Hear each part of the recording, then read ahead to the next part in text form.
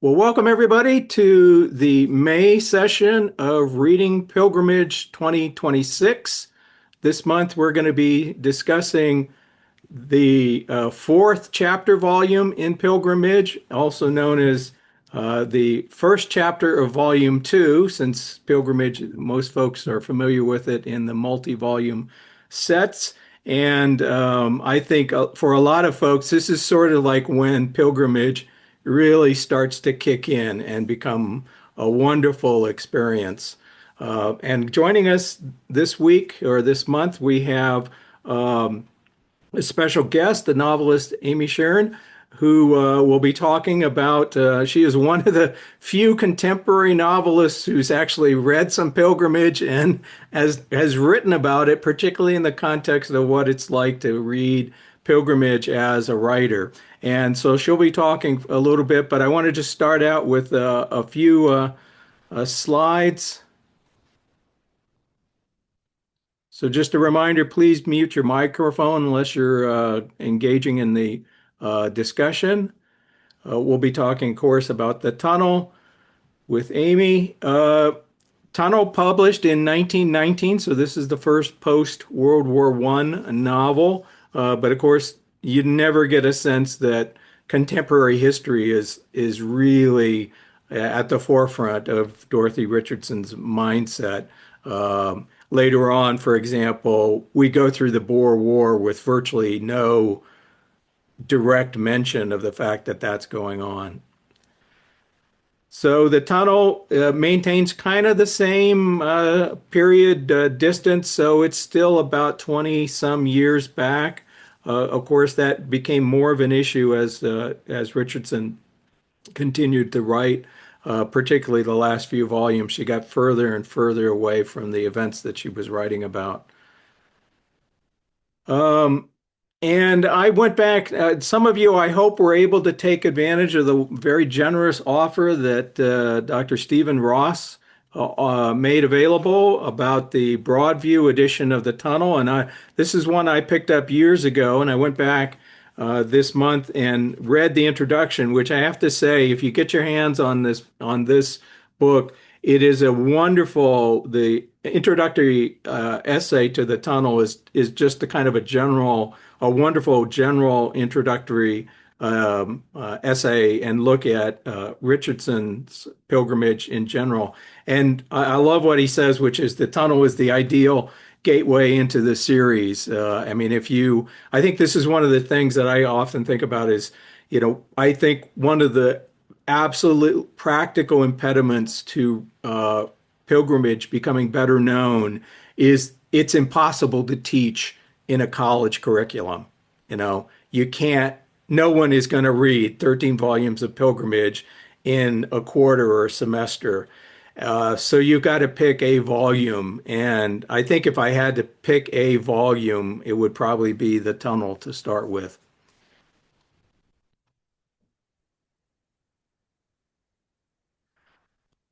This is where we become immersed in London. Miriam moves to London in this book early on. If you pay close attention, though, you notice that the first few pages, she's actually talking about her time living at a different boarding house than Mrs. Bailey's. So she moves to Mrs. Bailey after having stayed at some place that apparently she was referred to by her brother-in-law, Bennett Brodie. So Mrs. Bailey's, in terms of a position, the address is actually I mean, it's referred to as Tansley Street, but the equivalent is Ensley Street, which is still there in Bloomsbury, not far from the British Museum, really just a couple blocks from the Euston Station. And, this becomes the center of her world for like the next 6 books of pilgrimage. The dental office, also a real office. The Mr. Hancock and Mr. Orley, the dentist that she works for, are equivalents to Mr. John Henry Badcock, was the dentist that Richardson worked for years. And that office was on 140 Harley Street. Harley Street, of course, being the famous street where many physicians and dentists have their surgeries, as they're known in the UK.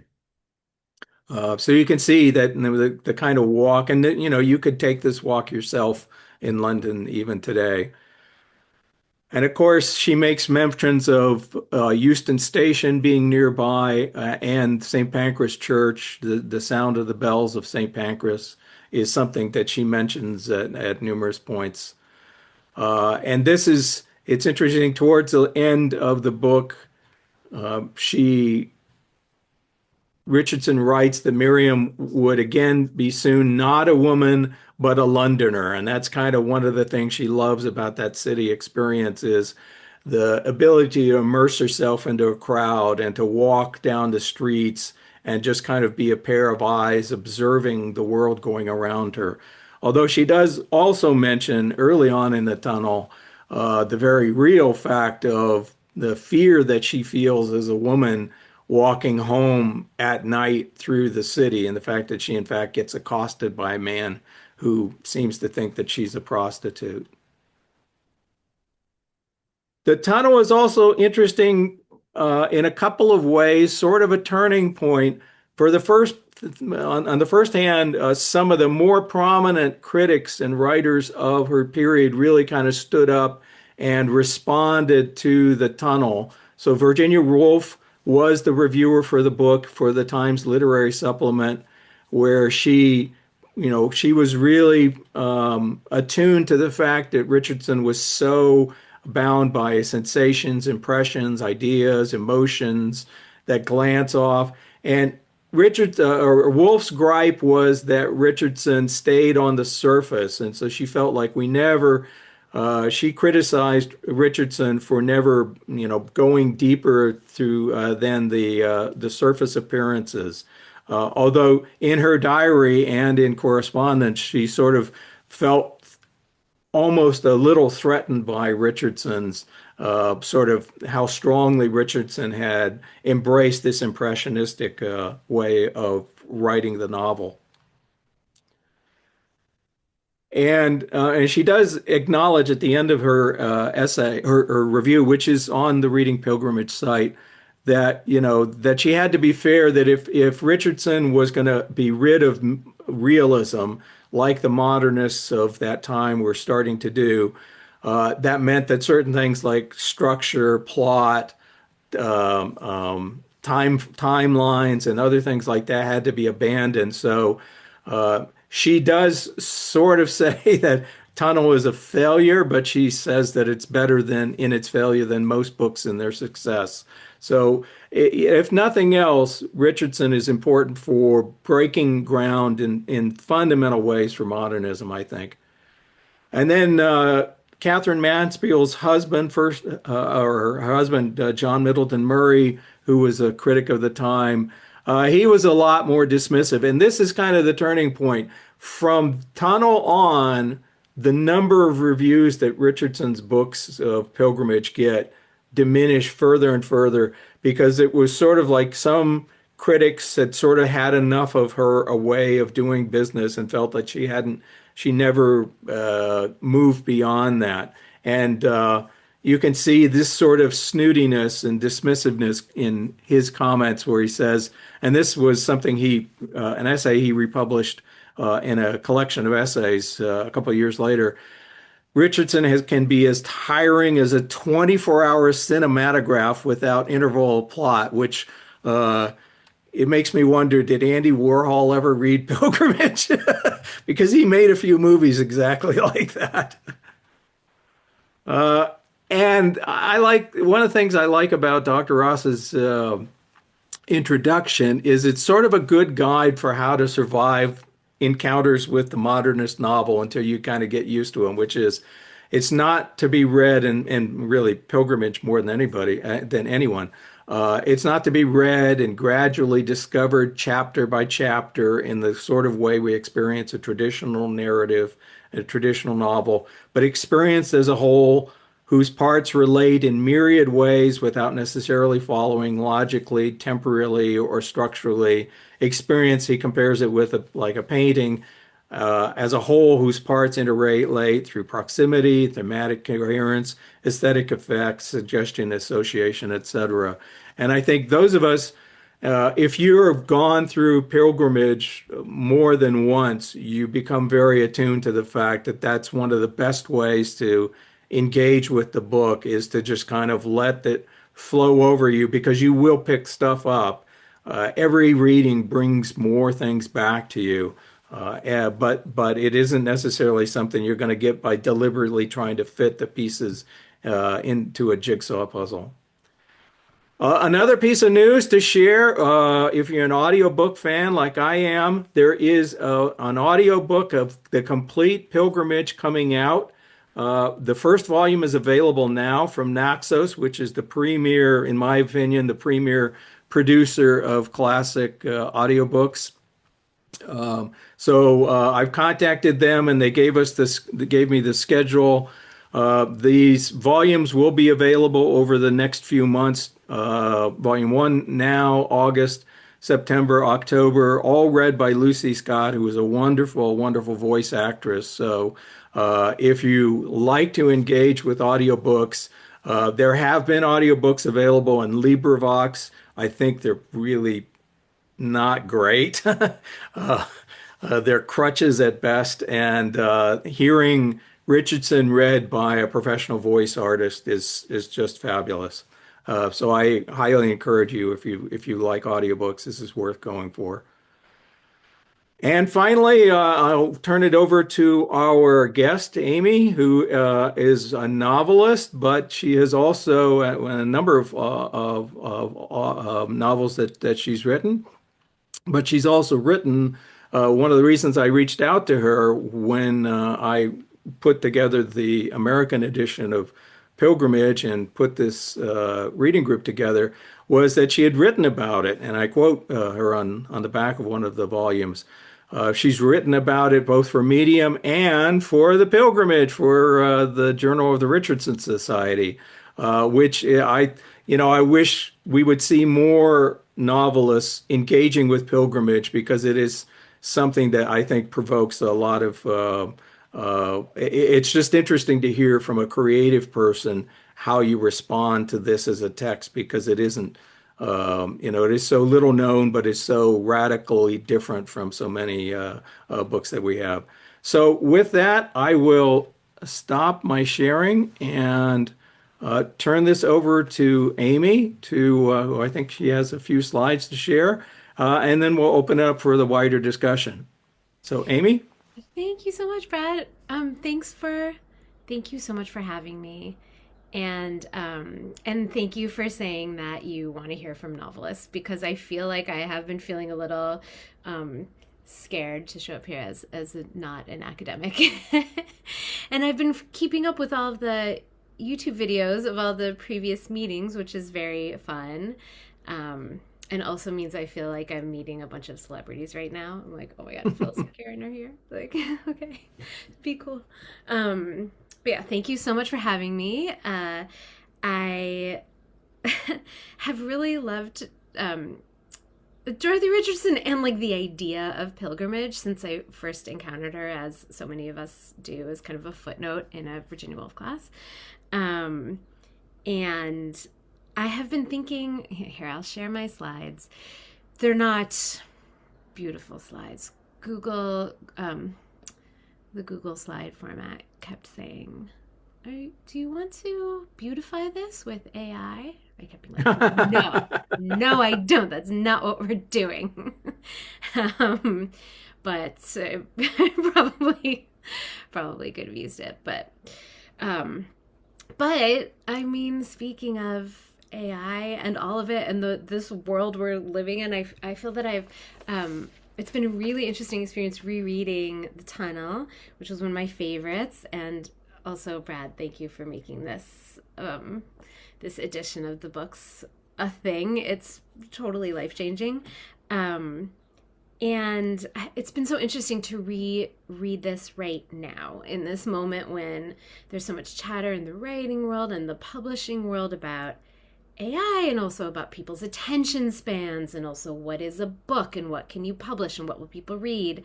And the world of kind of mainstream fiction right now is so plot heavy, and so there's all these books that are, I don't know, brands or kind of reheated IP, and it's sort of a depressing landscape. So Dorothy Richardson would be so disgusted. And I'm finding myself, and perhaps the people here can relate to this, just as a reader and as a writer, drawn more and more to the handmade, the imperfect, the slow, the human, like whatever is not fast and flashy in AI, which I'm sure my agent would not be that happy to hear. But I feel like it's just, I mean, you all know this, but it's just such, the project of pilgrimage is so incredibly bold in a way that I feel like bolsters me as a novelist, because just the fact that she did this is not how you make a book, as all the reviewers were kind of like, okay, I guess I see what she's doing.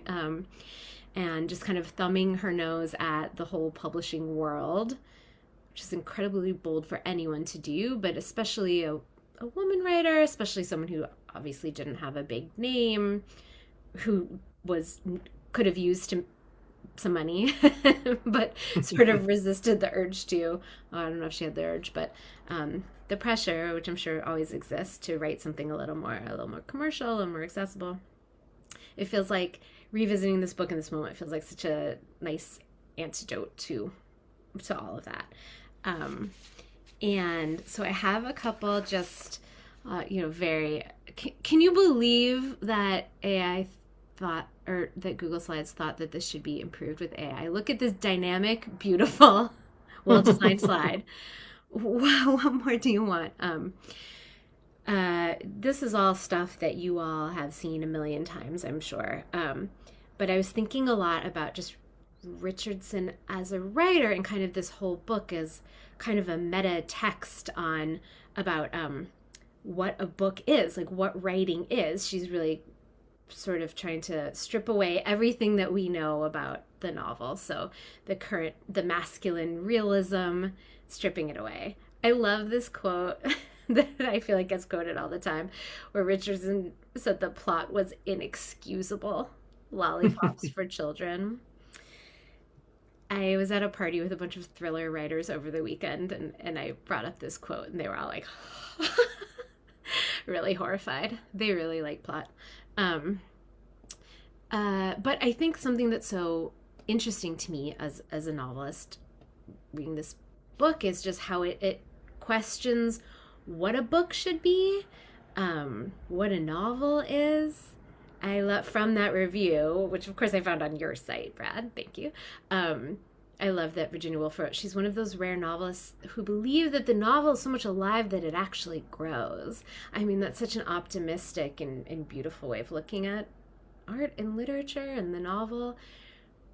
And it's also, I think, I don't know, a little encouraging to me as a novelist in this moment where you hear a lot of people don't read, people can't sit down and focus on a novel, that kind of chatter. And I think that people were saying the same things in Richardson's time, like life is moving so fast, there's so many distractions. What is a novel for in tumultuous times? And I love how Richardson, books always kind of teach us how to read themselves, and I love how Richardson sort of seeds these clues throughout Pilgrimage about how she wants us to read it. This is a quote that's actually from Honeycomb. Then you read the books to find the author. So that was it. That was the difference. This was how one was different from most people. Dear Eve, I have just discovered that I don't read books for the story, but as a psychological study of the author. She must write that to Eve at once, tomorrow. It's rather awful and strange. I love the like the Richardson turn of this moment of transcendent happiness, and then she's always like, "Oh, this is terrible." Love her. It meant never being able to agree with people about books, never liking them for the same reasons as other people. Yeah, I mean, I hear that. But it was true and exciting. And then there's this other quote I have is from that great scene in the tunnel where she's hanging out with Hypo Wilson and all these writer intellectual types, and sort of swinging back and forth in that very very Miriam way between feeling like these are my people, I have arrived, I'm at this literary salon, this is so amazing, and then the next second being like, these people are all such idiots, they're so pretentious, I gotta get out of here. And this, I think it's like a critic that she overhears saying, there will be books with all that cut out, him and her, all that sort of thing. The books of the future will be clear of all that. And then I love that she's described as having an unarmed struggle with this statement. I mean, it's a preposterous thing to say, but also so interesting, obviously. And I think, it sort of raises this question. It's like, okay, so if you're stripping out all of these things from novels, you're not reading for the story, you're not reading for the him and her, like there's no love plot, there's no marriage plot. I love the way Pilgrimage is always just like bouncing off of the marriage plot. It'll kind of inch a little closer, kind of a man shows up. they look at each other, sometimes a woman, there's like a gaze, and then they sort of like move apart, like, I don't know, magnets or something. And Miriam's like, no, that's not what we're doing. So then it's like, so what are you left with? Like, what is a book then if you're stripping out all of that? And I think of this book as, when I read it, I feel like it's just all questions. It's all that just being asked, just Miriam living her life and asking these questions of in the same way that the book is sort of questioning the standards of what a book is. Richardson and Miriam are questioning, like, okay, well, what is being a person then? Like, how do you make a life? How do I make a life? How can Miriam be the person that she wants to be, which is independent and free, and having a life of the mind, despite being a woman and despite having limited resources. And I feel like these sort of these ways of questioning are totally intertwined. So I just pulled out a couple quotes here where I feel like she's just, and this is the whole book, really, right? Is her asking, how should a person be, just to crib the title of Sheila Heti's autobiographical or autofictional novel, which is called How Should a Person Be? And I think I feel like this has been talked about in earlier sessions, and Brad, I feel like you have talked and written about this, how she's sort of is like a pioneer of autofiction, really, that sort of blending of autobiography and fiction.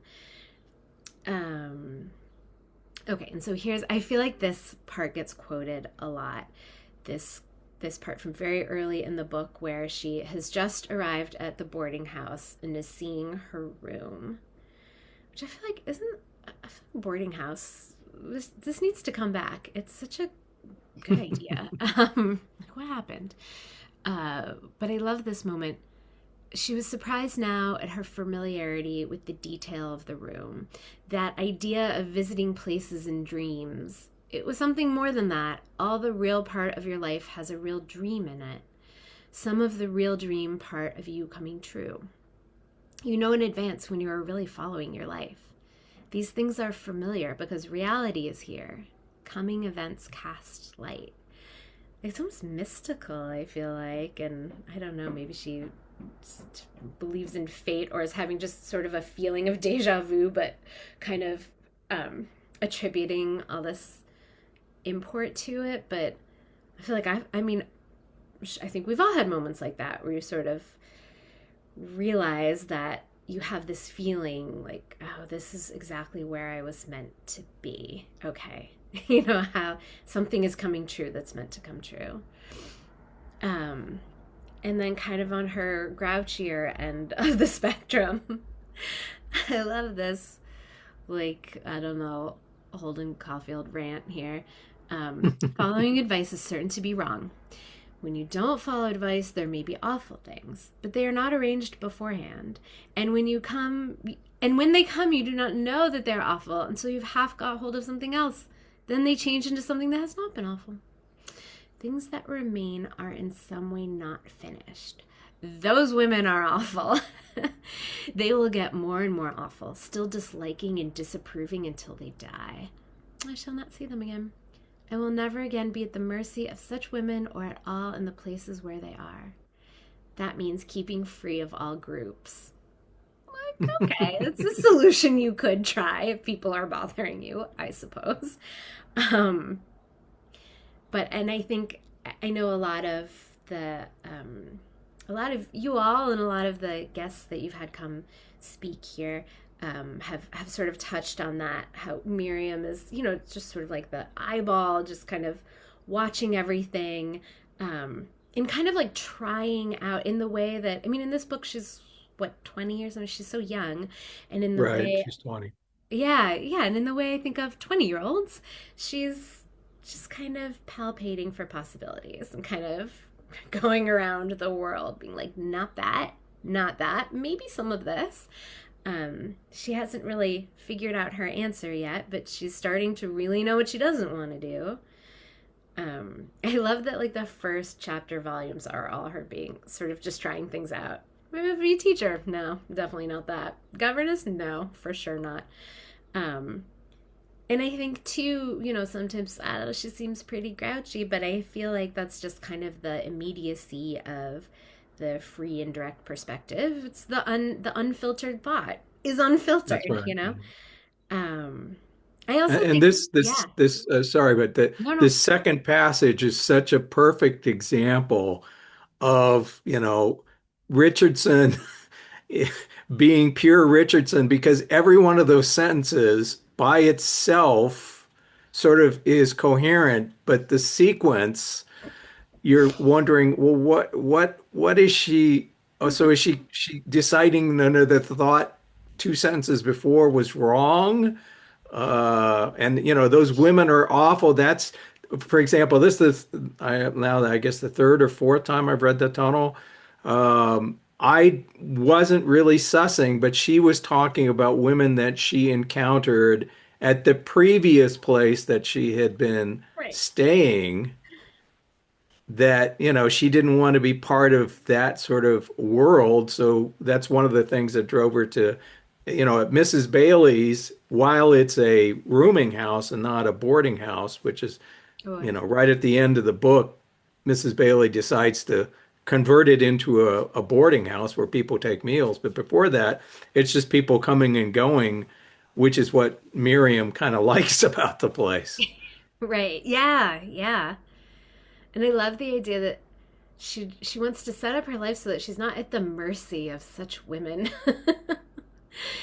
And that kind of it connects to something that I have on a later slide, um, where she's getting a little closer to finding some women who feel like, okay, they're not awful, and they're older women. There's like that great scene where she's like, only women over 50 have a thought worth saying, which is Right. perfectly incredible. Um, yes, and so okay, and then I think, she's also then she kind of goes like a little deeper, like how I think a lot of what she wants, especially in this volume, is to feel free, which I mean, don't we all? But it's an expectation that's so much more familiar, I think, to us, in our day and age. Although it's still, I think, really difficult to live it, but particularly for her, particularly for an under-resourced woman at this time. How do you feel free? And I think maybe this is like a side discussion. Actually, maybe you all can help me understand this a little more um, later, but I feel like, conflating Richardson and Miriam so much in my mind. Miriam is so concerned with being free, so concerned with staying free, so aware of kind of the levels of uh, I'm trying not to swear, nonsense that can be in involved in like a straight marriage. It feels like she's like fighting it so much. And then what happened? Okay, but anyway, we can get to that. Okay, so I love this. I think this section gets quoted a lot too. That when she starts kind of writing like love letters to London, you know, this line: no one who had never been alone in London was quite alive. I'm free. I've got free. Nothing can ever alter that, she thought. I love the verb in there. It's like as if all of these other lives have sort of had their tendrils kind of reaching towards her, and she's been like, no, no, I've gotten free of all that. Nothing can ever alter that, she thought, gazing wide-eyed into the fire between fear and joy. The strange familiar pang gave the place a sort of consecration. A strength was piling up within her. And then later, a little more simply, why am I so happy and free? She wondered with tears in her eyes. And I think that's when she's just like walking around. And then this longer quote: if you are free, you are alive. Nothing that happens in the part of your life that is not free, the part you do and are paid for, is alive. Rough take on jobs, but honestly, I get it. Today I am free. Because I'm free, I'm the same person as I was when I was there, but much stronger and happier because I know it. As long as I can sometimes feel like this, nothing has mattered. Life is a chain of happy moments that cannot die. I feel like I really related to this part. And all the sections of this book where she is just writing about work. I mean, I love the way she writes about work in this book. I feel like that's so... You don't get a lot of detailed portraits of this kind of work. Absolutely. Right? Like, I haven't seen them. Especially, I feel like, in modernist literature, or if people work, they have, I don't know, their Virginia Woolf printing press or something that's like a little more glamorous than working in a dental office. And I relate to this. You know, I was someone in my 20s and 30s working kind of stupid jobs in offices, and feeling like I'm so grateful to do this, and also this is so beneath me. But then stepping out of the office and feeling like, well, at least I'm in New York. Here I am. I'm walking around in New York City. I'm going to, walk around and, I don't know, maybe smoke a cigarette, something crazy, just like, because I'm free and I can. And then I just have this one other little slide, because the other, when I just sort of was looking at everything I'd marked as I was reading the book that I liked, and then kind of sorting them into categories, trying to find like, what's the logic of my own reading? Why was I so drawn to these passages? And there's so many, there were more, obviously more than I put here. So much of the book is about being a woman, how she can be a woman in the world, how she doesn't seem to really be considering relationships for herself, but she's definitely observing and judging a lot of relationships. I think too, so much of her sense of just everything seems so weird, and she has to figure out what everyone is doing all the time. Like, I know I'm not the first reader to feel like there's, there could be, she's like a seeker, a thinker, a smart person, so of course she's like a questioner. I feel like there's a neuroatypical lens, perhaps like a queer lens, which I think are just ways of being that demand or encourage questioning of norms, So of course it makes sense to me that she's sitting there like, why is everyone acting this way? When they're just kind of being like normies, I love this when she's just like mad that men have opinions. All men were like that in some way. They each had a set of notions and fought with each other about them whenever they were together, and not eating or drinking. If a woman opposed them, they went mad. Kind of an interesting thought I don't know if it's like with everything Richardson writes, like, is there some truth in this? Maybe I don't know if Miriam is an unprickly person in conversation. It could be like a her thing. Um, I love this line. I am something between a man and a woman, looking both ways. Very Orlando core. But what an interesting place for her to be in, feeling that way. This bottom quote, I don't know if it's meant to be, I don't think it's meant to be funny, but it really always makes me laugh. That section where she's reading an encyclopedia entry about women and is just losing her mind. She's so furious about it. Woman is undeveloped man. If one could die of the loathsome visions, I must die. Like, we've all read something that made us think, okay, I guess I'll just die then. That's the stupidest thing I've ever heard. And then here, this other passage is where she's been talking to some.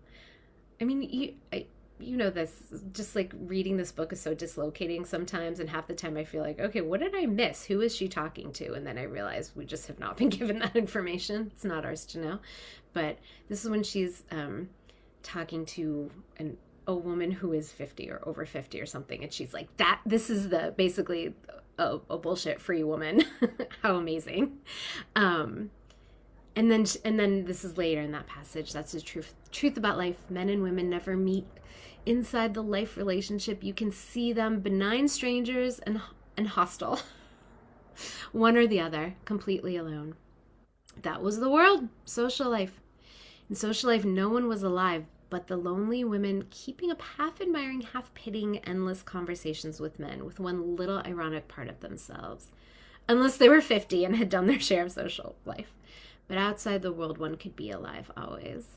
I feel like she's saying, okay, if you're not in this kind of stupid realm of flirting, trying to be nice, trying to be pleasant, maybe trying to impress a man, maybe in the part of your life where you're looking for a mate or something like that, in her eyes, you can't really be alive or truly yourself,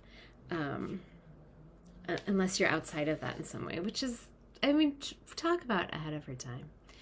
And then let's see, do I have anything else? Oh, and then I was like, okay, so, and this is why I got an MFA in fiction writing and not a PhD in literature, because I would always be like, here's some interesting things I found. No theory, nothing to say. I just thought they were cool. This copy here is plagiarized from myself from one of these essays that I've written about Richardson, and just every time I read her, I think, God, she really, I mean, I guess like Woolf said the same thing. She really does what she set out to do, which is to recreate life in a more accurate way, than the construction of a novel does. I mean, this is a funny thing to say as someone who my work and life is writing novels, which is like constructing a story. And I always think it's a little funny when people, I don't know, take a lot out of novels, or not that you can't take a lot out of them, but feel like there's a story pattern there, a life story that should be borrowed from, like, I don't know, say you've read a lot of novels with the marriage plot, and you're like, oh, okay, I guess we get married and then there's a happy ending. And as a novelist, I'm looking at those plots thinking, I don't know, I think it's just a really convenient way to end a book. I don't think we should take that much from it. Anyway, but Richardson is not trying to tell us anything, I don't think, not trying to tell us any way to live, but just sort of pointing things out, noticing. And I think that, to me, is so compelling, because I feel like, as I wrote here, it's not a book that makes you lose yourself, but it makes you go deeper into yourself. I think we stop sort of trying to figure out what the story is. And like Miriam, I feel like every time I put down the book, I don't know, take a walk around Brooklyn, and I'm like, noticing everything. Oh my gosh. It sort of does something to your brain, which is a very interesting project for a book, I think. Yeah. And I have seen things come up in the chat, but I couldn't see them because of my gorgeous slides. but yeah, Brad, do you have questions, or I do mean, you want me to you know, respond first to of all, that? just Yeah. huge thanks for joining us Oh, and offering those insights. I think you brought out some of the things that many of us respond to and love about pilgrimage. The fact it is, you know, I mean, I think one of the things that is most special to me about this book is that, as far as I can see, you got two choices in life. You can go through constantly saying, "How do I do this? I know, How right? do I be alive?" Or you accept a paradigm that says, here's a certain social model, like this is the way you should dress, this is where you should live, this is what you should eat. And if you follow all those steps, then you'll be normal, Yeah. and And I how would just think that be? Would it be great? Like maybe it'd be great. I don't know. I bet none of us know. I don't think we are here because we found that was the right model for us. But Can you yeah, I imagine? mean, and the fact that she is constantly questioning these things and observing people, and and in this book in particular, I mean, she has numerous encounters with other women and with men, and always reflecting, does that make, why would I? What are they trying to do? Is that the right way to go?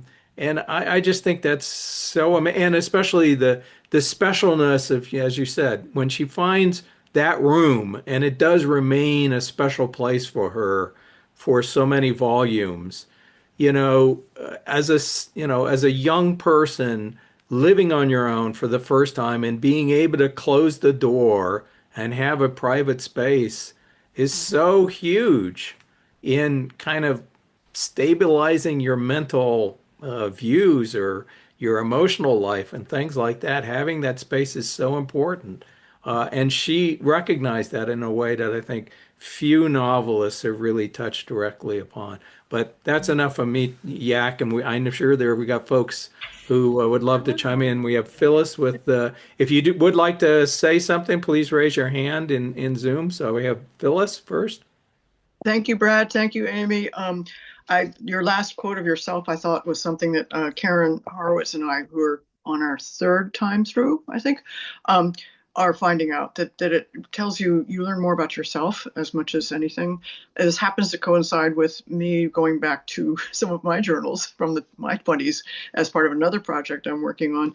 But I wanted to just really say sort of the facing page on my Virago edition, when you had the life is a chain of happy moments that cannot die.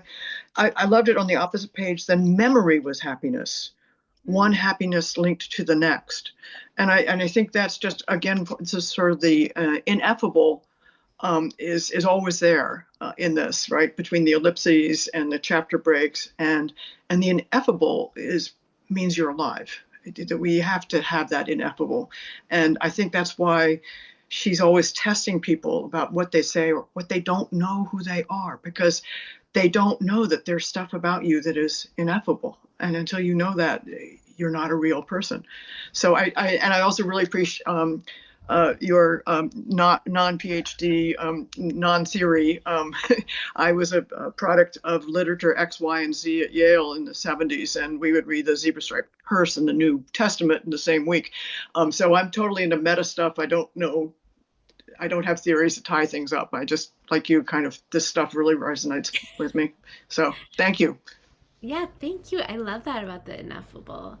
And I mean, when you were talking, made me think like it's actually such a luxury to have that, especially if you're just a person who, I don't know, is working. Her job is so intense.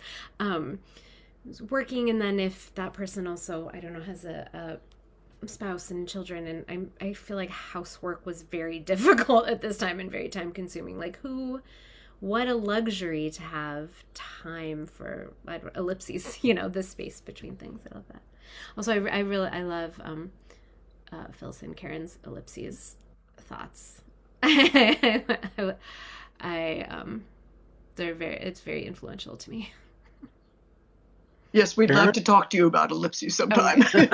Literally all I want to do. Karin? Thanks, Brad. Amy, I really like the way that you structured your presentation with the questions and what you said about questions in the book. And I certainly feel the same way about it. And one of the questions I always have with each chapter volume is what's the meaning of the title? And I'm always kind of looking out for the title and clues. I know that she does mention a tunnel at least once in the tunnel, but I've lost the page reference now, so I'm not going to find that. But it was interesting because as I got to the end of the tunnel this time, I was really feeling she's coming out of the tunnel in this volume with getting away from the entanglements, like with Mr. Hancock. And then with Miss Dear, who is this fascinating character to me. Every time I come back round Miss Dear, I get entangled in the character of Miss Dear. And I really liked, it suddenly hit me really strongly.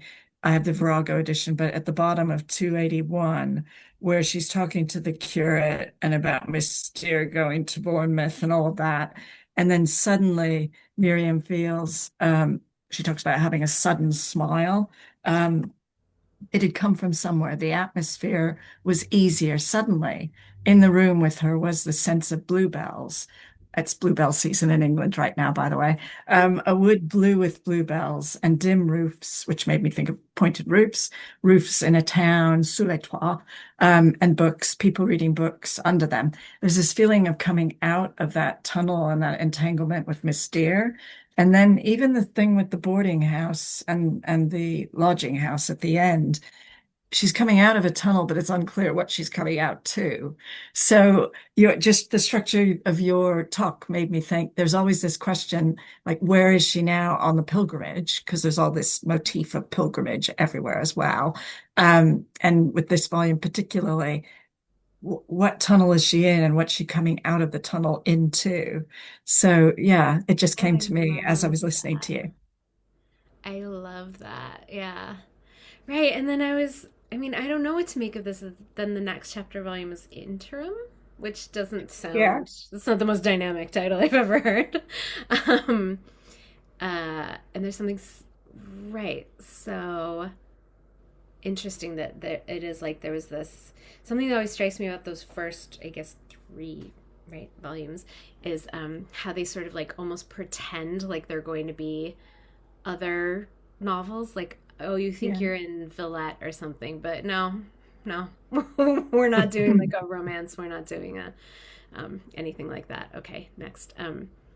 Like she's trying things out, isn't she? Yeah. And then this is like, I don't know, does this resonate for people who have read all of it, that this is sort of like a passageway into, like, obviously she hasn't come out of this volume feeling like dental assistant speaks to my soul, but she, earning and living independently and her new women friends who I love, and riding the bicycle and like meeting these writer types. It's like, I don't know, maybe gives her a view. She's not quite there yet, but she's starting to be able to imagine how she does want things to be. Absolutely. Maybe. Leslie?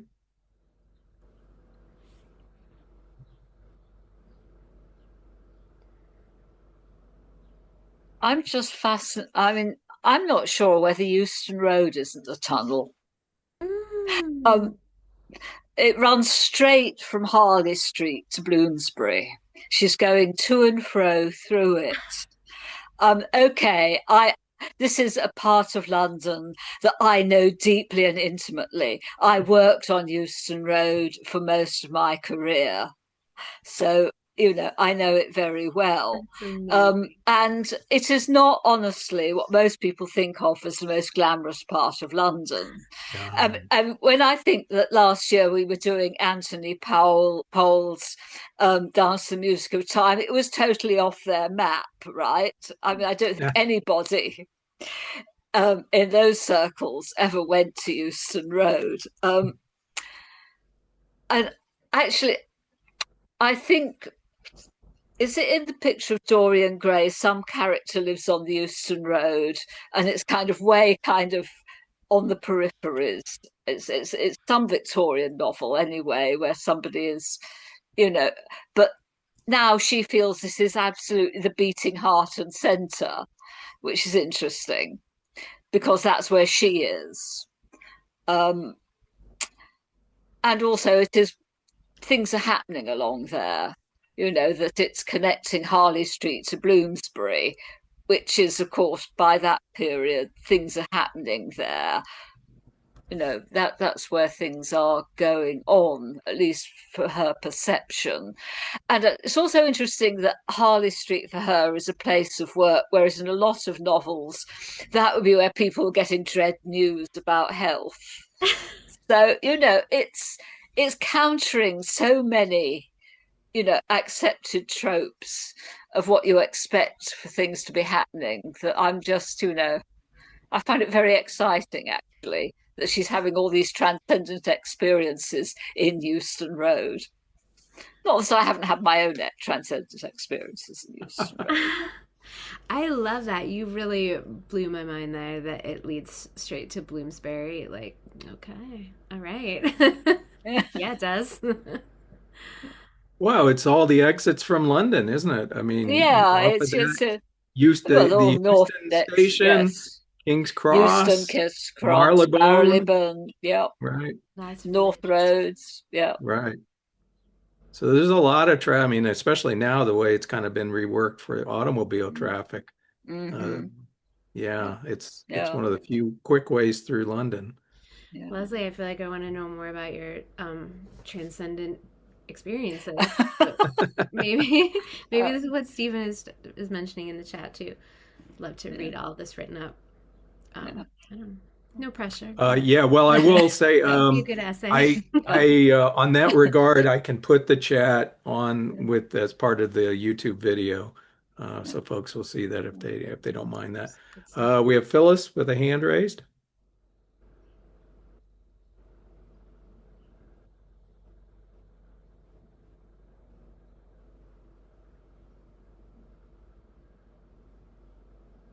Phyllis, are you with there? There I'm we go. there. I'm sorry. As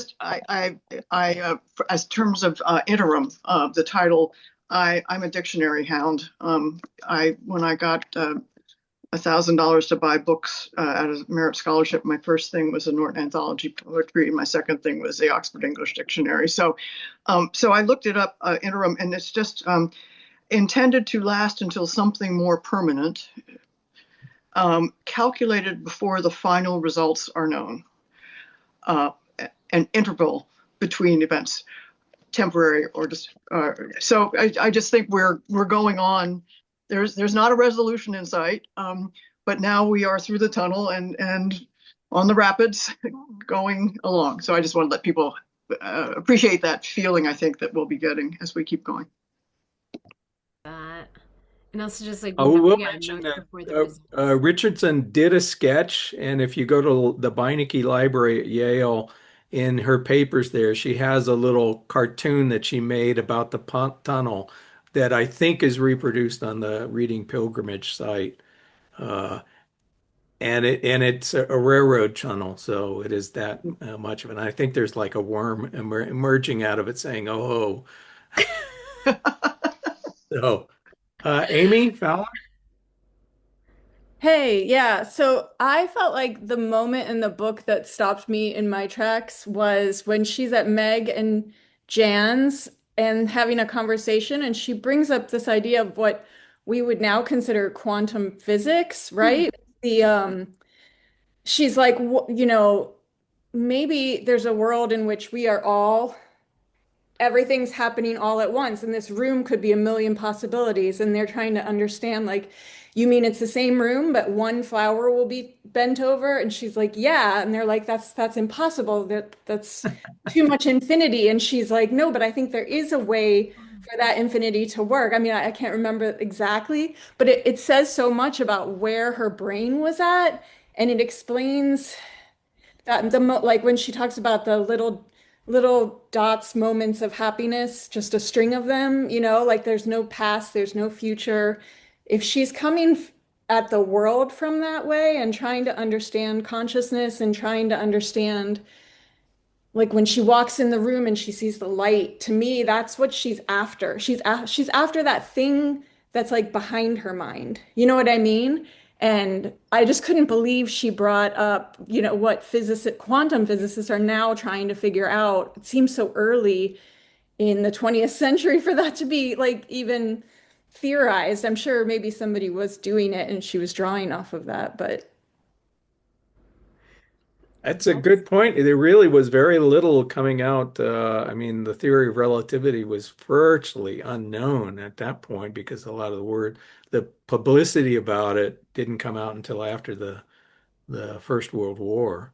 Um, but I mean, I think you are getting at something that is very special about Richardson's writing, which is she is so often trying to grasp sort of the ungraspable and going at it again and again and again. And so many of the encounters she have with people, it's not, I mean, I would have to disagree with Virginia Woolf.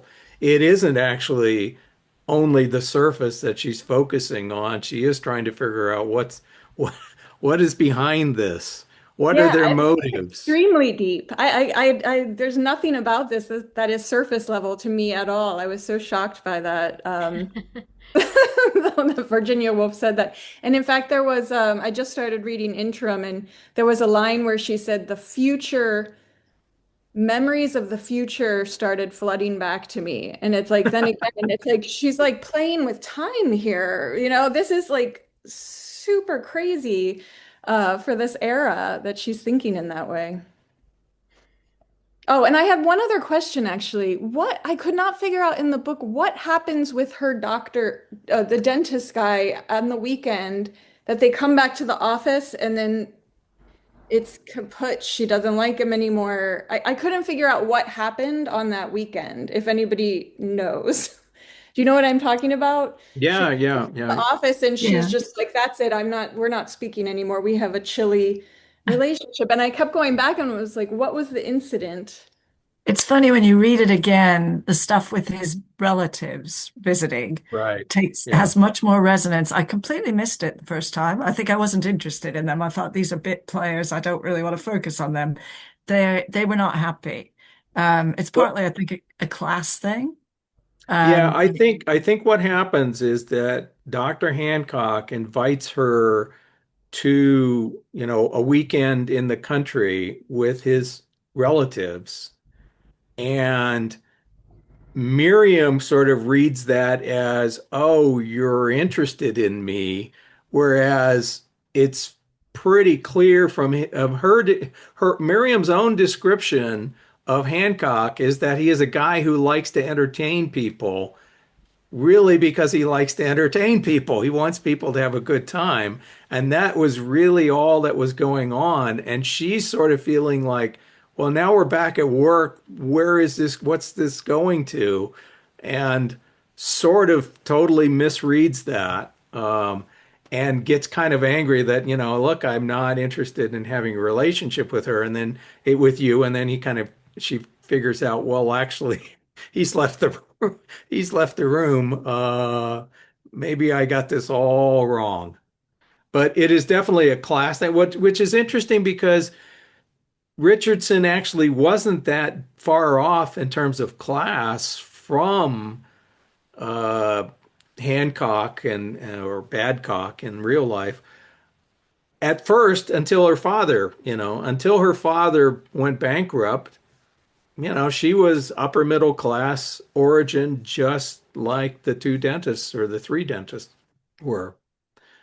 We have Raymond has a hand raised. Yeah, I just want to say I got the impression early on in the book that she was a bit in love with Hancock. Um, I don't know whether that's a misreading or not, but and then I thought when this thing happened, I thought that was her sort of reacting to some kind of pushback from him. Do other folks Yeah. feel that that was her response to Hancock?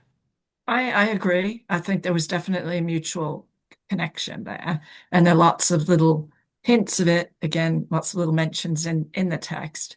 And obviously these letters that were exchanged. But it was really interesting to pick up on the class issues the second time or third time round.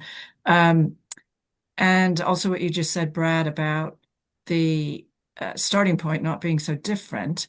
And at some point in the tunnel, it's mentioned that Miriam comes from a similar part of London. She knows the same sort of set of people that Hancock did. So, yeah, there's a connection and then there's a split. And I wonder, this time around, I was wondering, is it to do with the fact she's a dental assistant and the relations really don't like the fact that Hancock is possibly going to become involved with a dental assistant? Yeah, Oh, she. I think that's definitely part of what's going Mm, on, is that yeah. she's, you know, her father has failed, and so he's dropped, you know, Mm, dropped down the social stack, and she is no longer, worthy of somebody marrying at, at his level. Especially she's not, she shows no interest in learning how to be a hostess, for example. Which is sort yes. of like, a basic survival skill for an upper middle class woman of those days. Yes, as you said that, Brad, I thought she's not going to be the hostess with the mostest. Well, okay. Any last comments, questions folks have? Because we're past the hour. It's been a great discussion. Amy, wonderful thoughts. I think everybody's had plenty to chew on from this discussion. Thank you so much. Also, everything that's happening in the chat is so interesting. Yeah, we will. This will be definitely preservable chat. I will make sure that we put that on YouTube with when the video goes up. Uh, just looking ahead, I will say we have no special guests lined up for Deadlock. And my thought was that that might be a good kind of recap opportunity to look back over the reading so far. So that'll be July. So if you want to pick a passage or something like that that you'd like to focus on when we have our discussion in July for a deadlock, please go ahead and do that. We'll just look back, not just at deadlock, but the series up to that point, and I think it will be an opportunity to kind of have some reflection on and engagement with the text because this is such a wonderfully engageable text, so to speak. I don't know if that's a word, but okay. Any last comments? Well, thank you all, as always, for joining. A wonderful discussion, and thank you, Amy, for agreeing to be a guest. And let's move on to interim and further engagements with Miriam and her world in London.